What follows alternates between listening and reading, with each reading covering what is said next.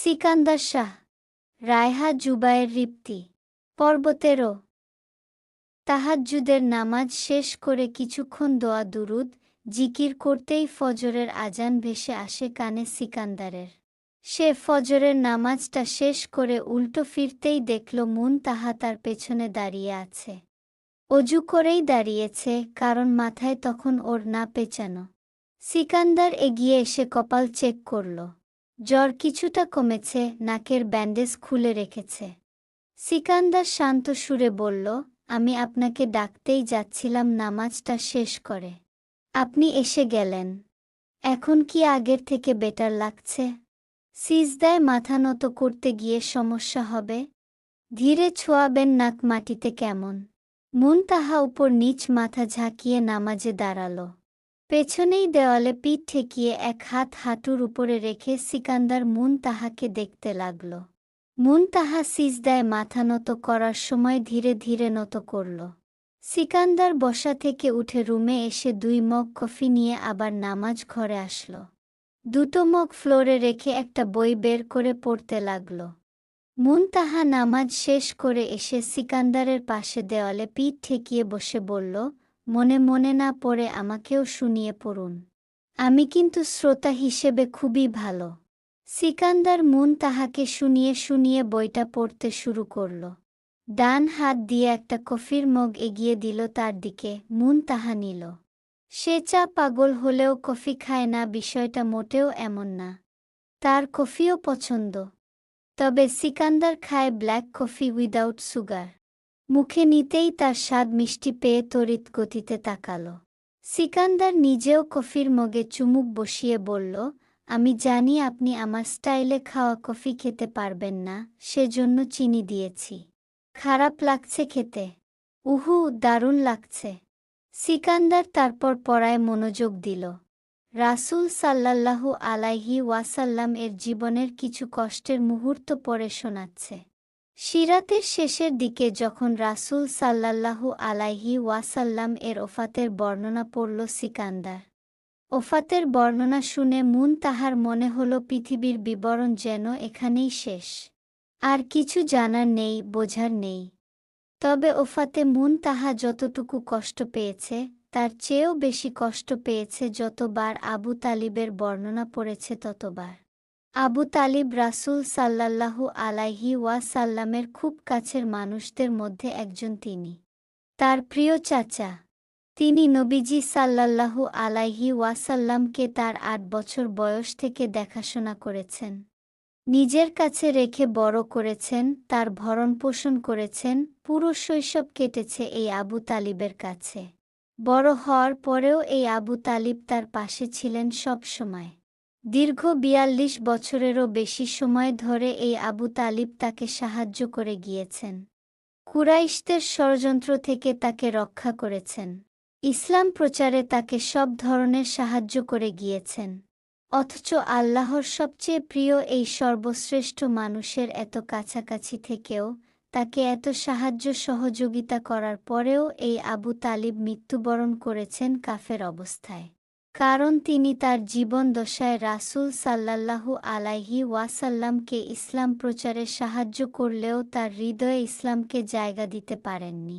তার মৃত্যুর সময় রাসূল সাল্লাল্লাহু আলাইহি ওয়াসাল্লাম তার পাশে বসে কত আকুতি আর আবেগের সাথে তাকে বলেন, চাচা আপনি একটিবার লা ইলাহা ইল্লাল্লাহ বলুন, কিয়ামত দিবসে আমি আপনার জন্য সাক্ষ্য দিব। কিন্তু তিনি অস্বীকার করলেন। তার জীবনের অন্তিমকালেও সর্বশ্রেষ্ঠ দিন ইসলামকে গ্রহণ করাতে পারেননি। তার শেষ কথায় তিনি বলে গিয়েছেন যে, আমি আমার পিতা আব্দুল মুত্তালিবের দ্বীনের উপরই মৃত্যুবরণ করব। এবং এ কথা বলেই তিনি চলে গেলেন দুনিয়া থেকে। এরপর আল্লাহ তাআলা নাজিল করলেন, নিশ্চয় তুমি যাকে ভালোবাসো তাকে তুমি হিদায়াত দিতে পারবে না, বরং আল্লাহই যাকে ইচ্ছা হিদায়াত দেন।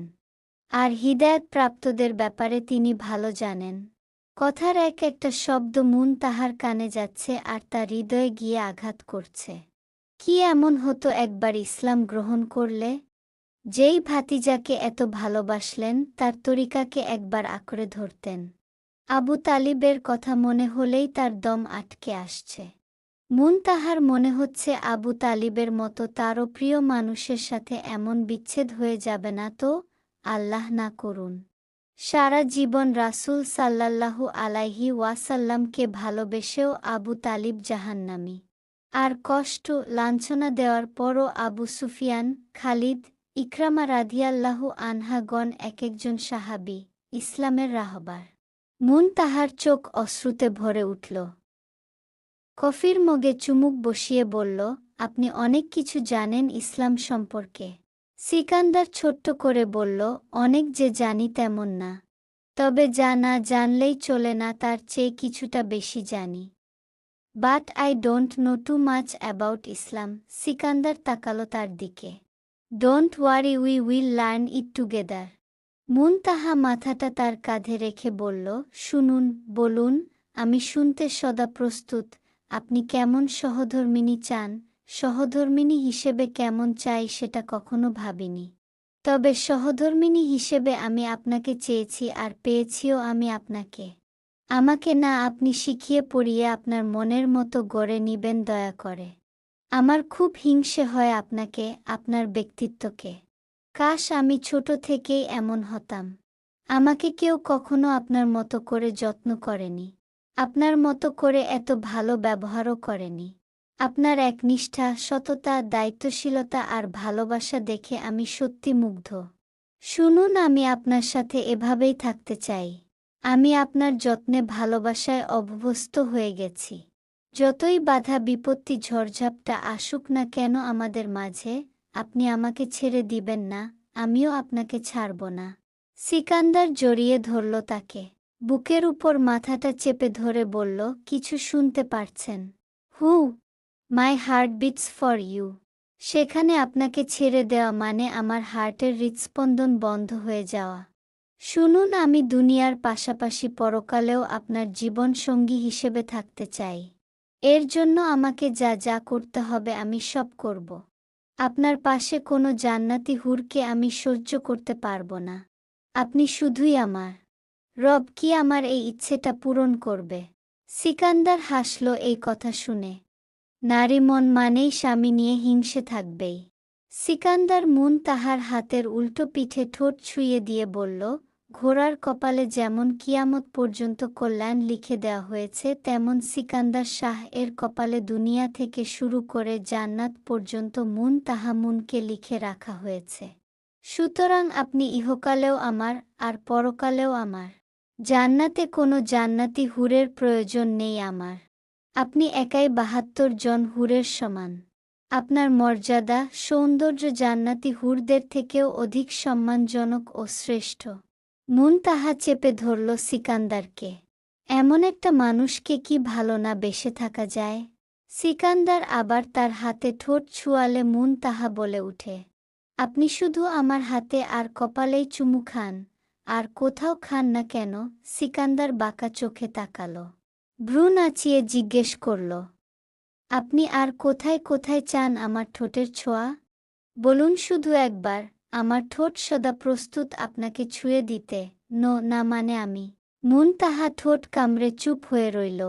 ধুর, লজ্জা লাগছে তার। সিকান্দার মুনতাহাকে ধরে বসা থেকে উঠাল। তারপর হাত ধরে রুমে আসতে আসতে বলল, holding hands, hand kisses, and forehead kisses, the sweetest gestures of love. A hand kiss brings a different kind of feeling, and a forehead kiss is the purest love language. আপনার দাদিজান আমাকে খুব লজ্জায় ফেলে প্রতিদিন। সে ভাবে আপনাকে আমি কাছে আসতে দেই না, ছুতে দেই না।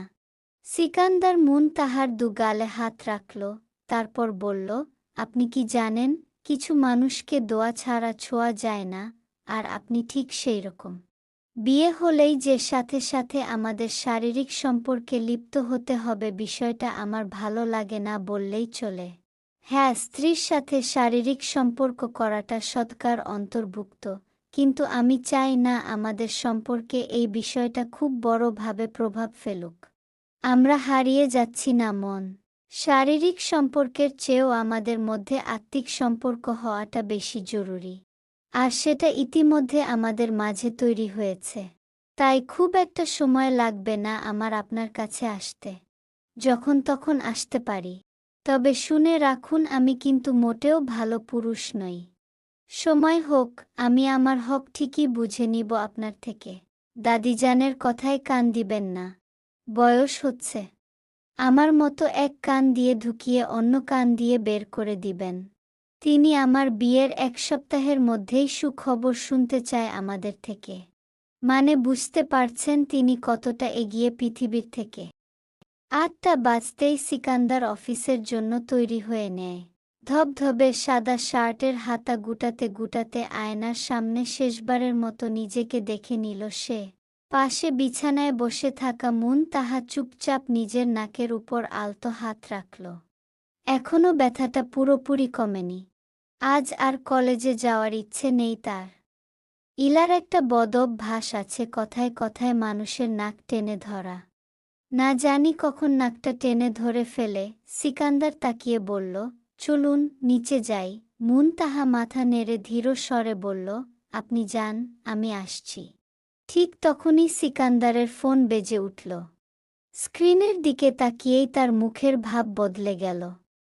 কল রিসিভ করে সে রুম থেকে বের হয়ে করিডোরের শেষ প্রান্তে চলে গেল। নিচ থেকে সেলিম মির্জা ডেকে উঠতেই সে সেদিকেই এগিয়ে গেল। রুমে একা থেকে তাহা ওড়নাটা মাথায় টেনে নিল। তারপর ফোন হাতে নিয়ে ইলাকে একটা ছোট্ট মেসেজ পাঠালো, আজ যাচ্ছি না ভার্সিটিতে আমি। মেসেজ পাঠিয়ে দরজা খুলে বাইরে বের হতেই হঠাৎ কারো সাথে ধাক্কা লাগতে গিয়েও নিজেকে সামলে নিল সে। সামনেই দাঁড়িয়ে অর্ণব। মুহূর্তেই তাহার মুখ বিরক্তিতে শক্ত হয়ে গেল। আপনার কি খেয়ে দেয়ে কাজ নেই? আমি রুম থেকে বের হলেই আপনি এসে হাজির হন। সমস্যা কি আপনার? কাজকাম নেই? অর্ণব দেয়ালে হেলান দিয়ে দাঁড়িয়ে ঠোঁট বাঁকিয়ে হাসল। তুমি তো জানো আমি বেকার, কাজকর্ম করি না। কথাটা বলতে বলতেই তার দৃষ্টি তাহার মুখ বেয়ে নেমে গেল নাকের দিকে। কপাল কুঁচকে বলল, নাকে কি হয়েছে তোমার? ভাইয়া মেরেছে নাকি? এই বলে সে হাত বাড়িয়ে নাক ছুঁতে চাইতেই তাহা তড়িঘড়ি করে পিছিয়ে গেল। কিন্তু অর্ণব এবার তার কবজিটা শক্ত করে ধরে ফেলল। তাহার সাথে সাথে হাত ছাড়ানোর চেষ্টা করতে লাগল। হাত ছাড়ুন। অর্ণব তাকে টেনে নিজের সামনে এনে নিচু গলায় বলল, তাহা, তুমি ভাইয়াকে ছেড়ে দাও, আমি জানি তুমি সুখে নেই। তাহার চোখ জ্বলে উঠল রাগে। আমি কি আপনাকে বলেছি আমি সুখে নেই, নাকি আমার চোখে মুখে লেখা আছে? তা লেখা নেই, কিন্তু আমি বুঝতে পেরেছি। অর্ণব আরও ঝুঁকে এলো, তুমি যদি সত্যিই সুখী হতে, ভাইয়াকে ভালোবাসতে, তাহলে এতদিনে তোমাদের মধ্যে স্বামী স্ত্রীর সম্পর্ক হয়ে যেত। You know what I mean. তাহা হতভম্ব হয়ে কয়েক সেকেন্ড তার দিকে তাকিয়ে রইল। তারপর শক্ত গলায় বলল, আপনাকে কে বলেছে আমাদের মধ্যে কিছু হয়নি? অর্ণব ঠোঁট টেনে হাসল, যদি হতো তাহলে তোমার মাথার চুল প্রতিদিন এমন শুকনো থাকত না। এক মুহূর্তে যেন পুরো শরীর ঘৃণা আর অপমানে কেঁপে উঠল তাহার। এই মানুষটা এতটা নোংরা হতে পারে? সে জোরে হাত ছাড়ানোর চেষ্টা করে বলল, আমার হাত ছাড়ুন। আপনার মতো জঘন্য মানুষ আমি দুটো দেখিনি। আপনার লজ্জা করে না? আমার আর আমার স্বামীর ব্যক্তিগত বিষয় নিয়ে কথা বলার আপনি কে? আমরা কি করব না করব সেটা পুরোপুরি আমাদের প্রাইভেট বিষয়। অর্ণব এবার গলা উঁচু করে বলল, প্রাইভেট বিষয়? ভাইয়াকে তুমি ভালোবাসো না এটা সবাই বুঝে। তুমি শুধু নামের বউ হয়ে আছো। চুপ করুন। তাহার চোখে পানি চলে এলো রাগে। আর একটা কথাও বলবেন না। অর্ণব তার হাতের চাপ আরও শক্ত করে বলল, তুমি চাইলে এখনো। কথা শেষ হওয়ার আগেই আচমকা কেউ পেছন থেকে অর্ণবের কলার চেপে ধরল। পরের মুহূর্তেই চর পড়ল গালে। চরটা আর কেউ মারেনি, সিকান্দার মেরেছে। তার চোখ দুটো রাগে রক্তিম হয়ে আছে, চোয়াল শক্ত, শিরাগুলো ফুলে উঠেছে। তোমাকে আমি ওয়ার্নিং করেছিলাম না? তারপরও এত সাহস কোথায় পাও আমার বউয়ের গায়ে হাত দেওয়ার? বলেই সিকান্দার সজোরে আবার চড় মারল অর্ণবের গালে। দানবের মতো শক্ত হাতের চড় খেয়ে অর্ণব টাল সামলাতে না সামলাতেই আরেকটা চড় এসে পড়ল তার গালে। ভাইয়া! অর্ণব কিছু বলতে গিয়েও পারল না। সিকান্দার যেন শুনতেই পাচ্ছে না। সে আরও একটা চড় মেরে বলল, মরতে চাও আমার হাতে তুমি? বলো মরতে চাও? আসো তোমাকে আমি মেরেই ফেলি। মুনতাহা ভয়ে জমে গেল। সে কখনো সিকান্দারকে এত ভয়ঙ্কর রাগতে দেখেনি। সাইদা মির্জা চেঁচামেচি শুনে এসে দেখেন ছেলের নাক দিয়ে রক্ত বের হচ্ছে। সিকান্দার অর্ণবকে টেনে নিয়ে যেতে চাইলে সাইদা মির্জা তাড়াতাড়ি এসে সিকান্দারের হাত টেনে সরানোর চেষ্টা করলেন। ছাড়ো ওকে, মেরে ফেলবে নাকি আমার ছেলেটাকে তুমি? সিকান্দার ছাড়তে নারাজ। তবে সাইদা মির্জাও কম নন। সেলিম মির্জাও এগিয়ে আসলেন। অবশেষে দুজনে অনেক কষ্টে অর্ণবকে সিকান্দারের হাত থেকে ছাড়িয়ে নিজেদের পেছনে নিয়ে এলেন। অর্ণবের ঠোঁট ফেটে রক্ত বের হচ্ছে, শার্টের কলার ছিঁড়ে গেছে। সাইদা মির্জার শরীর কাঁপছে রাগে। তর্জনী তুলে চিৎকার করে বলল, তুমি কোন সাহসে আমার ছেলেকে এতগুলো চড় মারলে সিকান্দার? তোমার কলিজা কয় হাত হয়ে গেছে শুনি?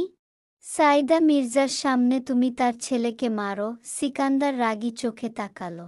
অন্য সময় হলে এই রাগান্বিত চোখ দেখে সাইদা মির্জা চুপ হয়ে যেতেন, কিন্তু আজ হচ্ছে না।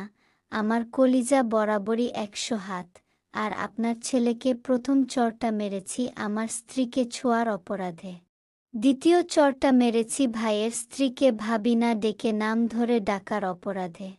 তৃতীয় চড়টা মেরেছি আমাদের পার্সোনাল বিষয় নিয়ে আমার স্ত্রীকে কুরুচিপূর্ণ আকার ইঙ্গিত করে হেনস্থা করতে চাওয়ার অপরাধে। আর সর্বশেষ চড়টা মেরেছি নিজের সীমা যেন ভবিষ্যতে ভুলে না যায় সেজন্যে। এতগুলো চড় খাওয়ার পরও যদি আপনার ছেলে এই সেম ভুলগুলো আবার রিপিট করে, আই সোয়ার ওর হাত আমি শরীর থেকে আলাদা করে ফেলব। মুনতাহা আমার স্ত্রী, তাকে ছোঁয়ার অধিকার কেবল আমারই। কথাটা শেষ করেই সিকান্দার ধীরে ধীরে মাথা ঘুরিয়ে মুনতাহার দিকে তাকাল। তারপর এগিয়ে এসে বলল, আপনার সাথে কি হাত নেই? এরপর থেকে ও আপনার ধারে কাছে এসে বেয়াদবি করা তো দূরে থাক, কথা বলার চেষ্টা করলেও চড়িয়ে ওর গাল লাল করে দিবেন। বাকিটা আমি সিকান্দার শাহ দেখে নিব। দিনকে দিন অধপতনে যাচ্ছে এই ছেলেটা, আর তার জন্য এর বাবা মাই দায়ী। সাইদা মির্জা মোটেও এই অপমান গিলবে না, এর চেয়ে 100 গুণ উগরে ফেরত দিবে। ছেলেকে নিয়ে রুমে আসলেন। ঠোঁট নাকের রক্ত মুছে মলম লাগিয়ে দিলেন। সিমরান দূর থেকে শুধু দেখে গিয়েছে। সাইদা মির্জা তার উপরেও রাগ ঝেড়ে বললেন, কেমন স্ত্রী তুমি? তোমার স্বামীকে একজন মারছিল আর তুমি দাঁড়িয়ে দাঁড়িয়ে দেখছিলে। সিমরান শক্ত মুখে বলল, আপনার ছেলে নিজের দোষেই খেয়েছে মার। সে কেন অন্যের বউয়ের পথ আটকিয়ে তাকে অপদস্থ করতে যাবে? এখন যদি একটু শুধরায় আপনার ছেলে। সিমরানের কথা শুনে অর্ণব আরও রেগে গেল। ঝাড়ি দিয়ে বলল, এই তুই যাবি এখান থেকে? গাধার মুখে খই ফুটছে। সিমরান চলে গেল। ইসলামে কালো জাদু বা জাদুটোনাকে বলা হয় সিহর। এটি এমন একটি কাজ যেখানে মানুষ জিন বা শয়তানের সাহায্য নিয়ে অন্যের ক্ষতি করার চেষ্টা করে। ইসলামের দৃষ্টিতে এটি একটি গুরুতর পাপ এবং সম্পূর্ণভাবে নিষিদ্ধ। পবিত্র কুরআনে সিহরের উল্লেখ আছে এবং এর মাধ্যমে মানুষকে সতর্ক করা হয়েছে। আল্লাহ তাআলা জানিয়েছেন, জাদু মানুষের জন্য কল্যাণ বয়ে আনে না, বরং তা ফিতনা ও ধ্বংসের কারণ হয়। তাই মুসলমানদেরকে এ ধরনের কাজ থেকে দূরে থাকার নির্দেশ দেওয়া হয়েছে। যারা কালো জাদু করে তাদেরকে ইসলামে শাহির বলা হয়। একইভাবে যারা তান্ত্রিকতা, জিন ডাকা, তাবিজ কবচের মাধ্যমে অদৃশ্য শক্তির সাহায্য নিয়ে মানুষের ভাগ্য পরিবর্তনের দাবি করে, তাদের কাজকেও ইসলামের দৃষ্টিতে ভুল ও হারাম বলা হয়েছে। জাদুকররা শয়তান বা অবাধ্য জিনদের সন্তুষ্ট করতে বিভিন্ন জঘন্য ও শিরকপূর্ণ কাজ করে থাকে। যেমন, আল্লাহ ছাড়া অন্য কারো নামে পশু কোরবানি করা বা শয়তানের পূজা করা। কুরআন শরীফের পাতা অবমাননা করা বা নাপাক স্থানে বসে শয়তানের নাম জপ করা। নাউজুবিল্লাহ। দীর্ঘ সময় অপবিত্র অবস্থায় থেকে শয়তানের মন্ত্র পড়া। শয়তানকে খুশি করতে নির্দিষ্ট রঙের পশুর রক্ত বা দুর্গন্ধযুক্ত জিনিস উৎসর্গ করা হয়। সিকান্দারকে বসে আনার জন্য তান্ত্রিক সেই সবই করল। ইসলামপুরের সেই পুরনো ভবনের ভেতরটা এখন আরও অস্বাভাবিক ঠান্ডা। তান্ত্রিক সেলিম মির্জার দিয়ে যাওয়া সিকান্দারের একটা ছবি আর কিছু চুল সামনে রাখল। ঘরের মাঝখানে মাটির উপর একটা অদ্ভুত সাজানো জায়গা। চারপাশে ছড়িয়ে আছে কালো কাপড়, শুকনো কিছু জিনিস আর অর্ধ নিভে যাওয়া মোমবাতি। তান্ত্রিক ধীরে বসল। এক দৃষ্টে তাকিয়ে রইল ছবিটার দিকে, তারপর বিড় করে কিছু ঠোঁটের কোণে আওড়াল। কোনো অচেনা ভাষার মতো, যার অর্থ সাধারণ মানুষের বোঝার বাইরে। কিছুক্ষণ পর সে চোখ বন্ধ করল। চারপাশে অদ্ভুত নিস্তব্ধতা নেমে এলো। ঘরের বাতাস ধীরে ধীরে ভারী হয়ে উঠল। মোমবাতির শিখা কাঁপতে লাগল। তান্ত্রিকের মুখে ঘাম জমছে, কিন্তু সে থামছে না। তার সামনে রাখা ছবির উপর হালকা ছায়া পড়ল। তান্ত্রিক ফিসফিস করে বলে উঠল, জানি এটা সহজ হবে না। ছেলেটা অনেক ধার্মিক। তোমাকে অনেক কাঠখড় পোহাতে হবে। আমি এটাও বুঝতে পারছি তুমি তার ধারে কাছেও যেতে পারবে না, কিন্তু তুমি দূর থেকে যেটা পারো সেটাই করো। তার ভেতরে সন্দেহ ঢোকাও, তার শান্তি কেড়ে নাও, তার সংসার ভেঙে দাও। এমনভাবে সবটা করো যেন সে তার স্ত্রীকে সহ্য করতে না পারে, ঘৃণা করতে থাকে। তার বিনিময়ে তোমাকে খুশি করার দায়িত্ব আমার, যা চাইবে তাই দিব। চলবে।